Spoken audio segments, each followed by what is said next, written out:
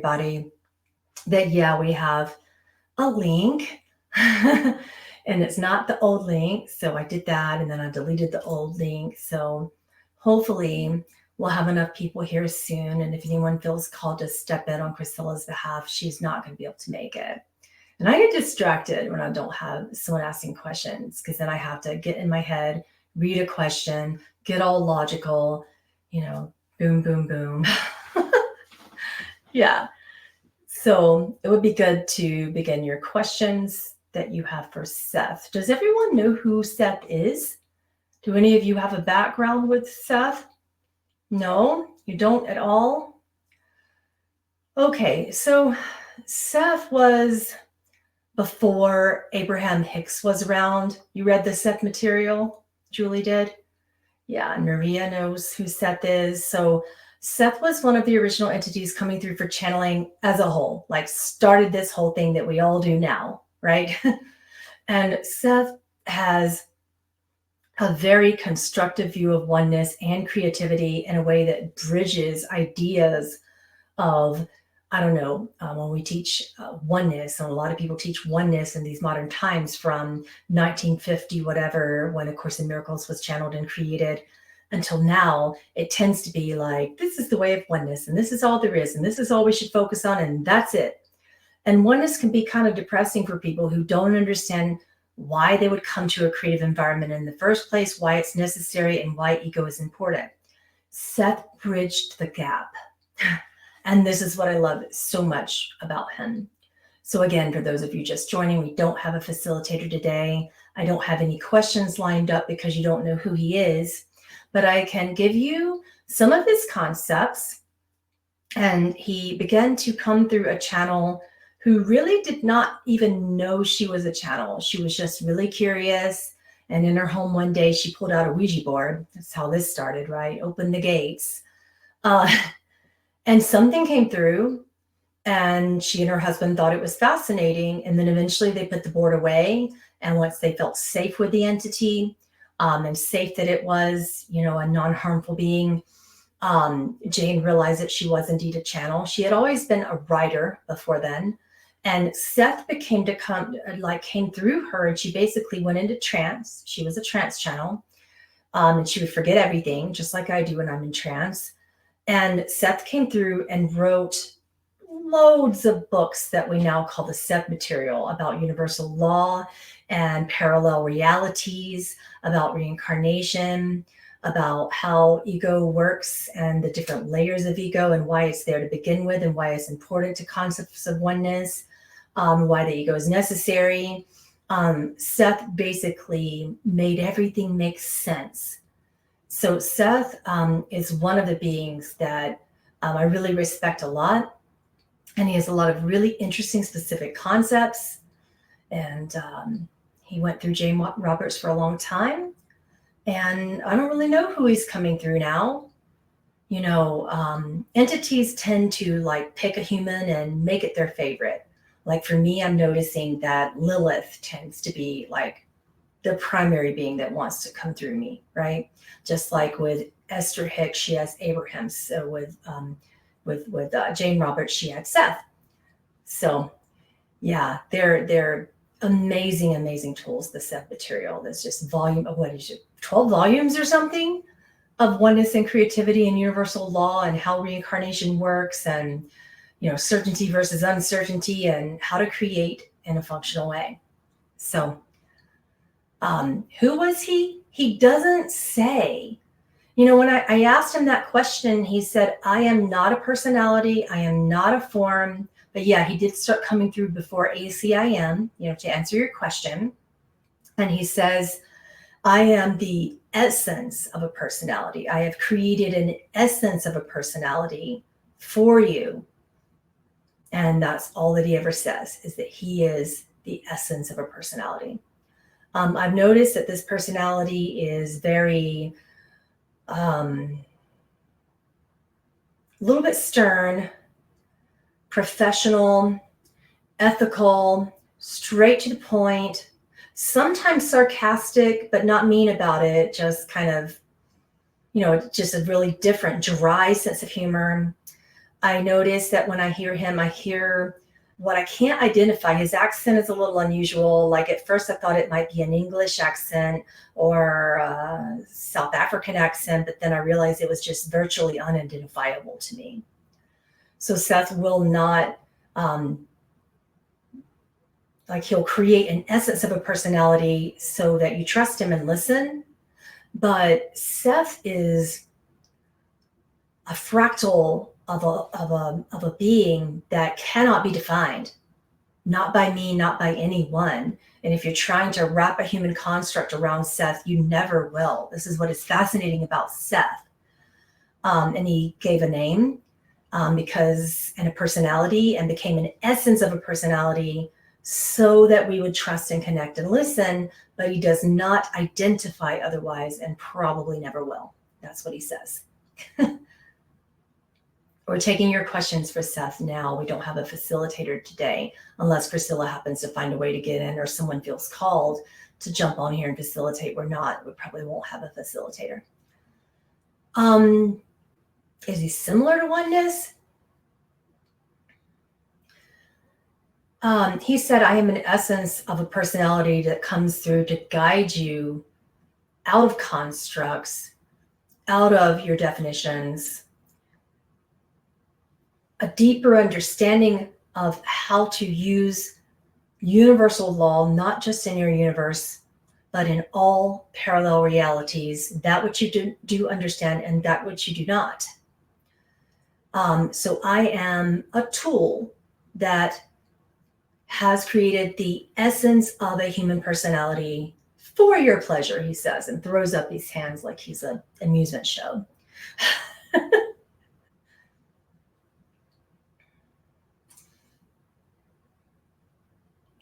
What can you tell us today about the highest and best? Someone asked him, and he said, let's review your concept of high and low and best and worst, and then we shall eliminate it.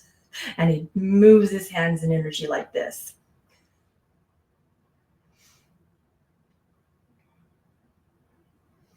He says about your question, Anya said, was he ever a personality incarnate?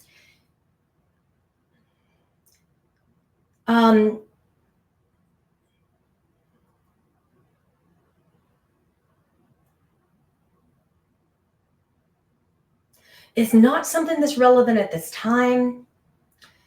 He said there have been many lives, many teachings, many transformations that occurred when he incarnated, but he no longer chooses to, which makes it irrelevant right now.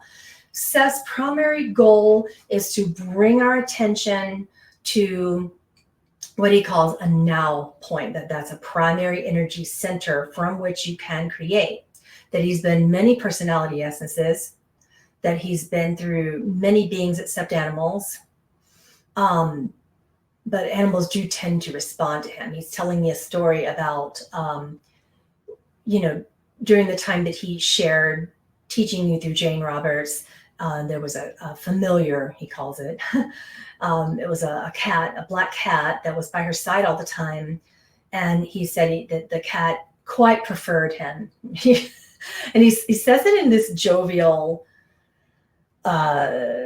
funny manner. He said, the animal quite preferred me, and it was quite a jovial beast, is how he puts it. I'm trying to imitate his personality for you. He's really funny.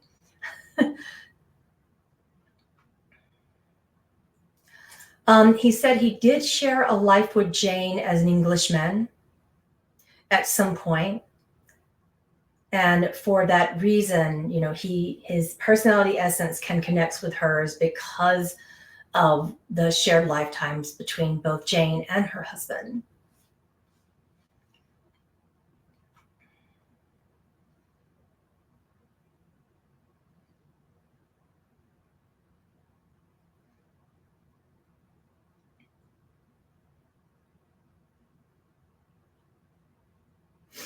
I'm looking in the Ask a Question session to see. Okay. Julie's question is, in the Seth books, there is a part about sleep and sleeping in shorter cycles. Could he talk more about that and how we can adapt it now? Because it feels as if we need a bit more sleep with so much spiritual change, or is sleeping in shorter cycles still beneficial? He said, at this point in collective belief, you believe that you require more and therefore you do. And no matter what I try to share with you about the universal truth that you do not, many of you still continue to believe that you do, and you are the gods of your own beliefs. Therefore, you have created the need to sleep longer.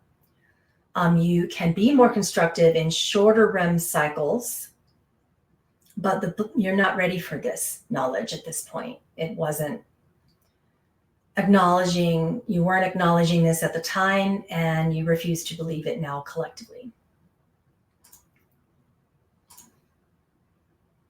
Okay. All right.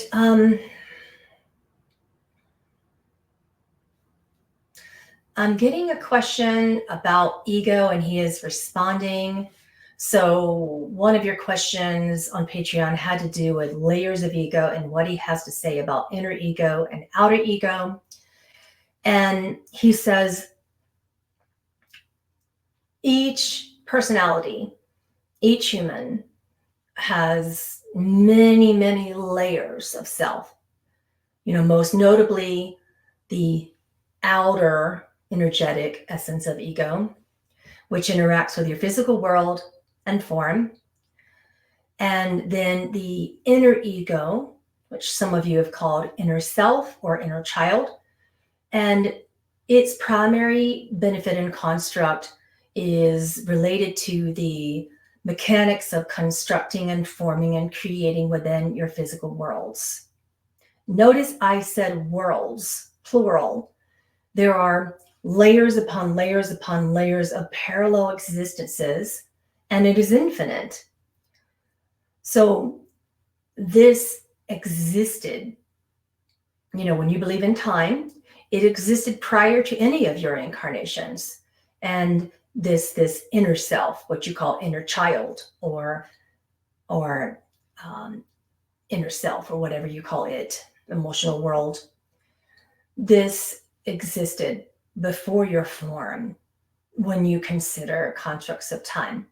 And then the entire self, which I may refer to at this point as an entity, your entire self is a machine with various gears. He's showing me a machine with gears.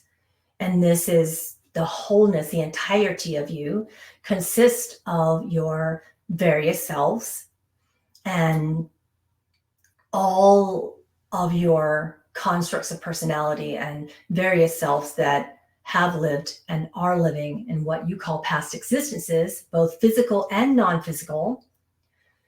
All of this is here now. This is why you are so curious about what you call the past. You got a giggle out of that, what you call the past. He's kind of like a jovial old man. That's the best way I can describe him if I were to describe his essence. Like a professor, a little bit like that, and like a funny teacher. I'm still listening. Give me a second. So you have this. You have the entity of self under all of its constructs and essences that you have created in physical and non-physical planes of existences, and you call it past.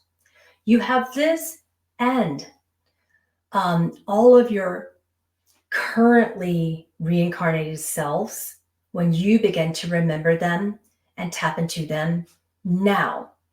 So these essences are you listening now, you perhaps clear across the world in another country, you perhaps in an unborn mother, you perhaps in anything that requires eloquent constructs of consciousness and mature, evolved constructs of consciousness. So you have you and you that you perceive in past and all of those constructs and all of yourselves that you perceive now, whether you're aware of them or not, in parallel environments now. physical and non-physical environments now. And this creates the entity, which you call soul, but I often call the entire self. But for your understanding now, we will call this soul. So you are generally unaware of this inner self and its many constructs. And although it comes through as what you call intuition, what you call inner voice, what you now, you youngsters, he says, you youngsters are calling psychic abilities. You have this inner voice that you believe that you hear, and you misperceive that it is outside of you.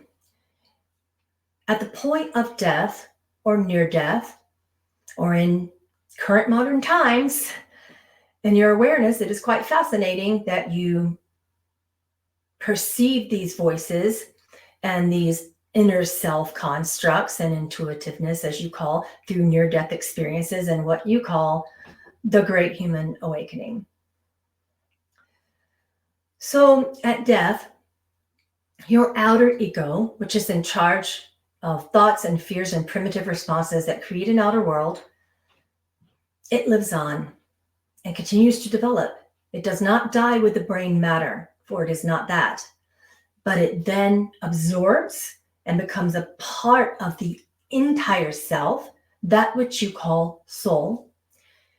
And this entire sophisticated machine or gestalt that forms this entity of soul.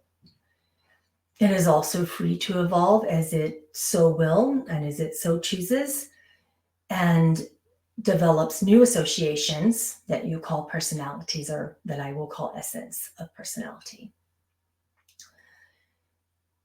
Each incarnated self or soul exists in roughly 4 universes, and I'm only going to say 4 because that is all that you can comprehend at this time. Therefore, most of you will become aware eventually, when you choose, of these 4 universes, and each incarnated version of soul or self exists simultaneously in these 4 universes. These 4 universes are the physical universe, which is the result of what you now call, you youngsters call, collective human consciousness, but for the sake of further scientific definition, I will call coordinated mass confusion and mass mental projections. So within this physical universe, it is a collective mass projection on the part of Earth's inhabitants with the most powerful collective beliefs. We will now speak of the dream universe, which you will call the dreaming. Some of you may, you newbies call this the astral world and other things that youngsters are calling it. We will just call it the dream universe, and it is created much in the same way as the physical universe, but it has much rigid natural universal laws. And, it has less rigid, less difficult, less structured universal natural laws. And then you have a parallel or adjacent electrical universe. And this is where your inner self resides primarily, but you are consciously unaware of it when you are mostly aware of the physical universe. And when you view yourself as a physical born and personality, you are unaware of the universe of inner self, which I will now call electrical universe. You often in the Aquarian age call it the cosmos, astral field, the dreaming, many various things. And this is where your inner self and your soul resides. All higher mental activity occurs. And then there's that which you do not understand, that of the unknown, which you are highly uncertain of and only partially grasp in the laws of your science in the physical universe. This is the universe of antimatter. And I will say very little at this point due to your lack of capacity to grasp its various unknown universal laws. So within the various portions of you as self and the various universes, which I have described, there are aspects of a single whole. And this you now call oneness. And I will refer to them throughout these teachings separately, just for the sake of understanding. But ultimately, there are no boundaries to self. There are no boundaries to the essence of spirit, which you call soul, just as there are no boundaries to any system of reality within oneness. And yes, creativity is a part of it. All portions of the self, or what you call higher self or soul, contribute to dreams and the dreaming and all universes, and they continue when your outer ego is awakened, as you have called it. Questions? He taps his little, he's got a little thing, like a college professors have a little thing sometimes that they tap when they're trying to get your attention, and he taps it on a huge wooden desk, and he's got these little, I don't know, he comes to me like as a bald, tight suited, like an old English suit on him, like an older man. He shows up like that, even though he reminds me that he is not that. And he tapped it down on a hard wooden desk and he said, questions? Yeah.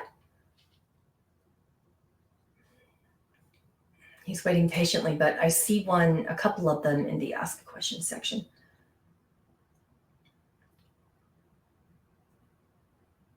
What is your understanding of walk-ins and soul braidings and the greater concept of soul?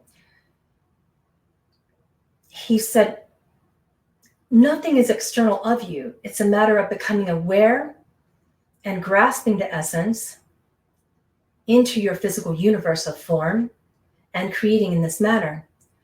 And when you no longer fear to do so, then you believe that something has walked in that could possibly be from the cosmos or from some antimatter world or from some unknown concept.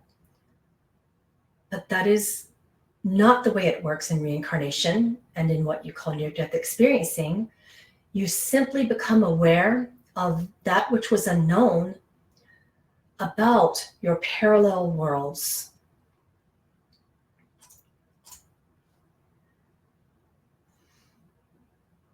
Is our dream state interacting with other simultaneous dimensions in the now? He nodded and he said, of course, my student, always.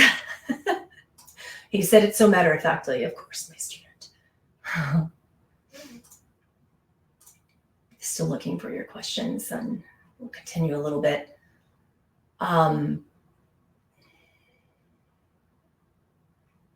Someone had a question about reincarnation and how it applies to what he knows as natural law. And he said it is the written and unwritten rule that you have created, although you have misperceived. There are many misperceptions. An example of this misperception would be that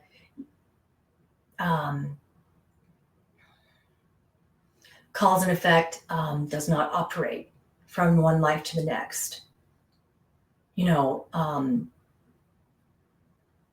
can and it will if you are still creating in a physical form with various attachments when you are in between what you call parallel universes. And that is misperception, where I cannot provide to you a one mindset answer. Remember that you create when cause begins and when effect sets in, when you are resting or in a state of resting in between your awareness of time and before you begin to realize that you're even out of it. For example, There are many misperceptions that humans never reincarnate as animals, and this cannot explicitly be answered. I have seen many incarnated essences within animals.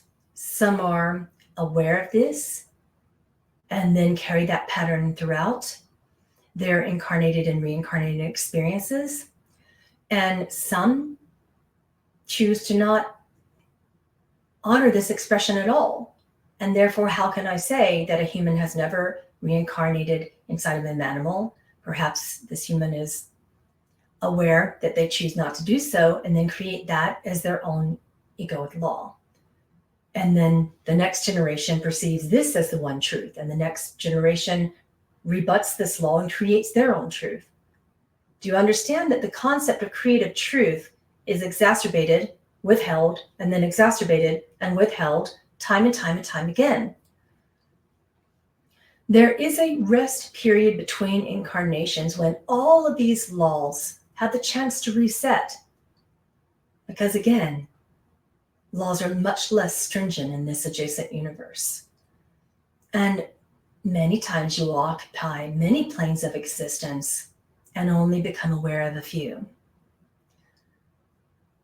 Because if you are aware of the contracts that you choose to create in advance of such a setting, what need would there be to creatively be in a physical existence to begin with? Would this not zap the joy straight out of creativity, he says, and he moves his hands like this and puts his hand down, like his head down like this, and there's like these little bifocals that he's looking at me like this towards and raising his eyebrow.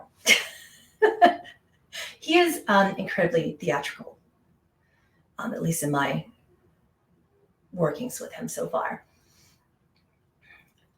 He says there's a question. Let's look and see.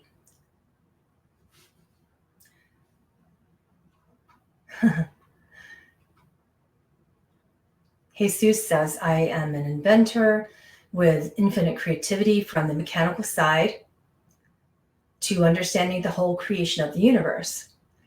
I presently possess a higher knowledge than before, but my creativity leads me to understand what was once created for science fiction is possible to create as scientific fact. He nodded and he said, indeed, continue. Back to your question.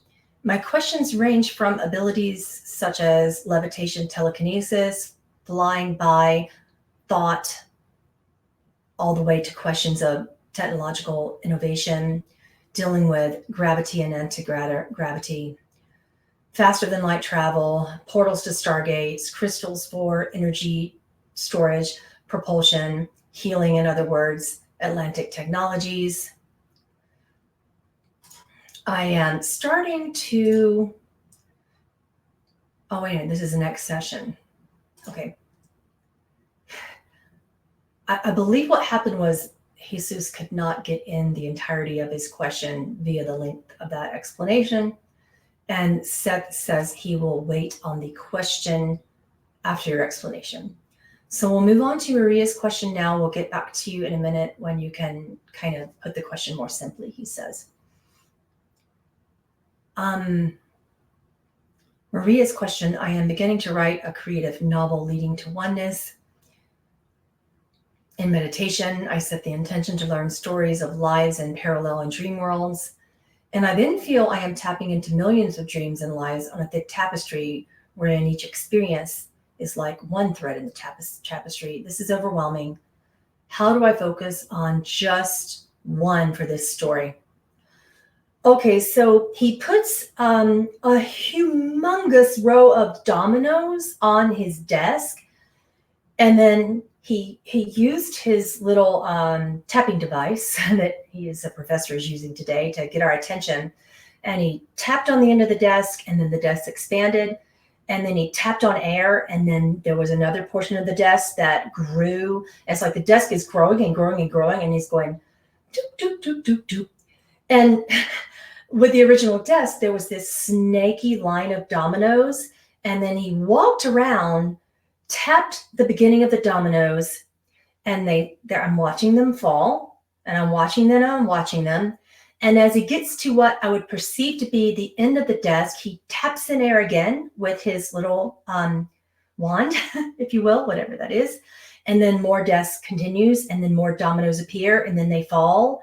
And then he taps again into air, and then more desk appears, and more dominoes appear, and then they fall one by one. And this is continuing and continuing and continuing. And he said, one law that began in what you call the beginning, and he goes back to the original domino that fell, has such an effect on all of these parallel existences that continue and continue and continue. If you attempt to focus merely on the beginning domino that you pushed in either obeying or disobeying a law that you created in the physical universe, it affects all of the other dominoes in every universe physically, and you are strictly creating again and again and again. And of course, it is overwhelming when you are not asking to tap into an adjacent universe of higher mind construct. Then you can perceive the law of cause and effect without a beginning, without an ending. You perceive beginnings, and then you wait on an ending, and then you say that you're overwhelmed. And he's tapping and tapping and tapping into air, creating more desks, more dominoes, more desks, more dominoes. He said, if that is strictly your focus, my student, of course you are overwhelmed. And he puts his hands like this. So he said, I ask you to switch your intention in the beginning of your writing daily, and asking to understand the laws of parallel existence in the adjacent universe of unwritten law. And then I ask you to connect the dots of these storylines in the adjacent universe of mental constructs when you have perceived that you are spirit, or that you are dead, as you call it, when the body departs its grand gesture. So I simply ask that your inquiry and intention be different. And then you will be less focused on the overwhelming, chaotic laws of your strict physical universe and the many parallel existences that are infinite within them. Because otherwise, this goes on and on and on, and he keeps tapping, tapping, tapping, tapping, tapping in air, and then creating, and then more dominoes, and it is very overwhelming. Yeah, please stop now. So you need to switch your point of focus, he says. And the way that you do that is by setting your attention into the true version of now. Ask your higher self for your true version of now. It's an immensely profound being. Let's see if we have another question.